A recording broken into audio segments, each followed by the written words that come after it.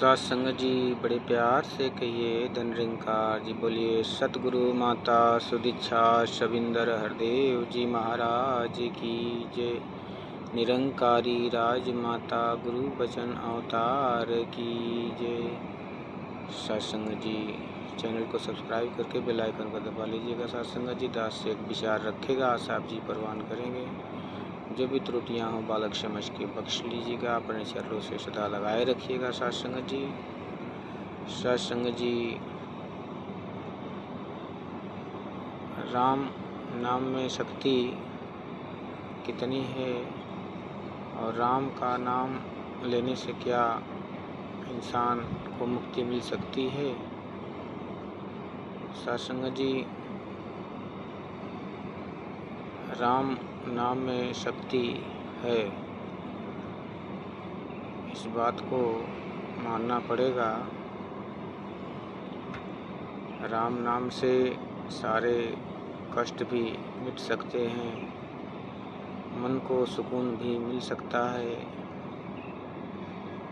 व्यापार वृद्धि हो सकती है, बहुत सारे दुनियावी कष्ट दूर हो सकते हैं, दुनिया की संपत्ति मिल सकती है।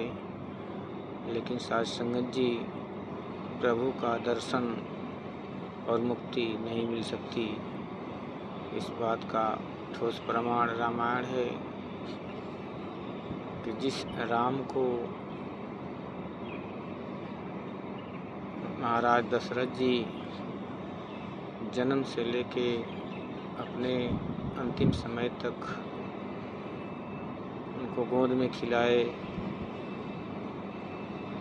दिन रात उनके नामों को स्मरण करते रहे और यहाँ तक कि मरणोपरांत भी राम राम कहते हुए उनके प्राण निकल गए। सात संगत जी,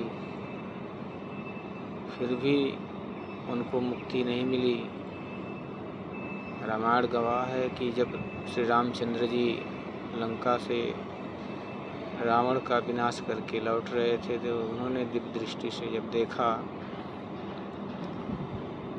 तो उनकी आत्मा भटक रही थी राजा दशरथ की। भगवान श्री रामचंद्र जी ने छोटे भाई लक्ष्मण जी से बोला कि भाई लक्ष्मण, मैं इतना महान होकर क्या किया, जब अपने पिता की आत्मा को ही मुक्त नहीं कर पाया, लोग दुनिया हंसेगी। सात संगत जी, फिर उन्होंने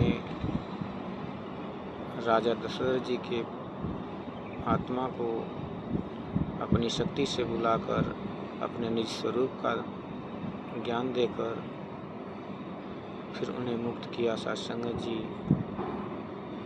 तो ये प्रमाण सात संगत जी हमें ये सिखाता है कि केवल राम नाम से मुक्ति नहीं मिल सकती, ना ही राम राम कहने से प्रभु का दर्शन हो सकता है। क्योंकि जिस राम की बात होती है वो राम शरीर का नाम नहीं है, वो नाम है निरंकार का, जो कण कण में व्याप्त है, कण कण में समाया है, हर जगह है। तभी तो रामायण कहती है कि हर व्यापक सर्वत्र समाना, प्रेम से प्रकट हो ही मैं जाना। बिन पग चले सुने बिन काना, कर बिन कर्म करे विधि नाना।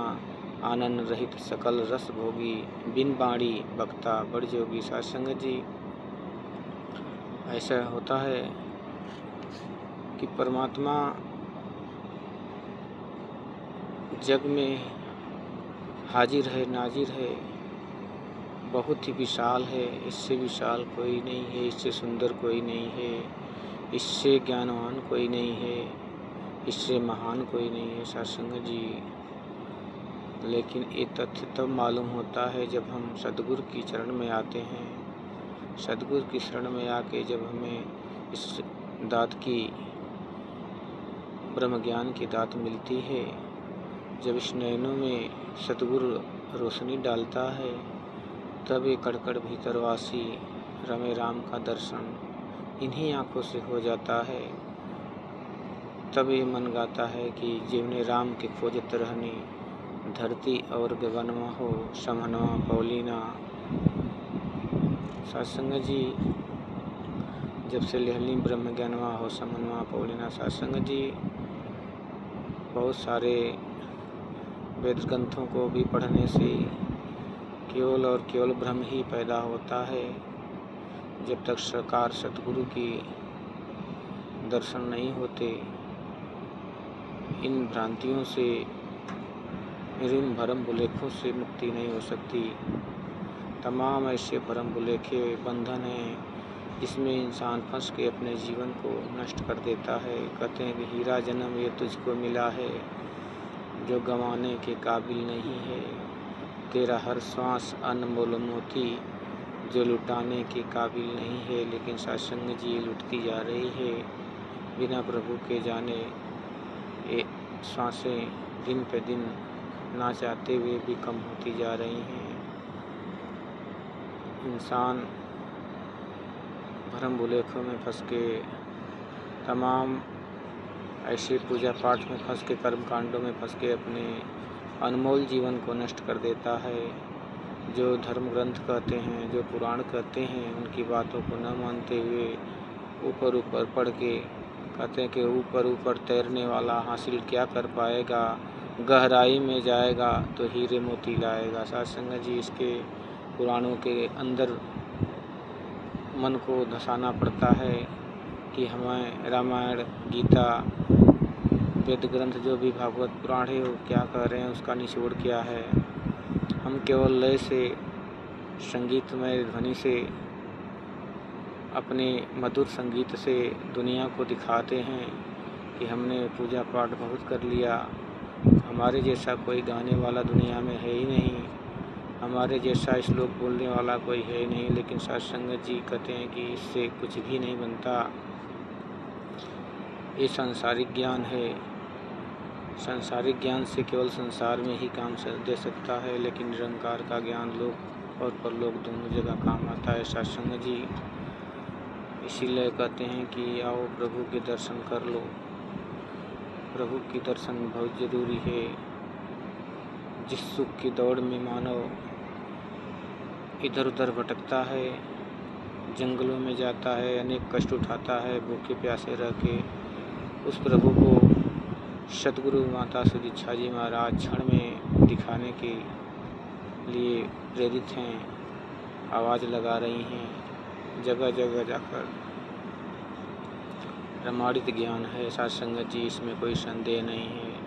ये ज्ञान लेने के बाद ही मन के अंदर ये भाव उठते हैं कि नहीं है दूरी प्रभु से कोई, बस अज्ञान की दूरी है। दूर बनाती प्रभु से तुझको तेरी ही मगरूरी है। सत्संग जी जो हमारे अहंकार है वो हमें झुकने नहीं देता।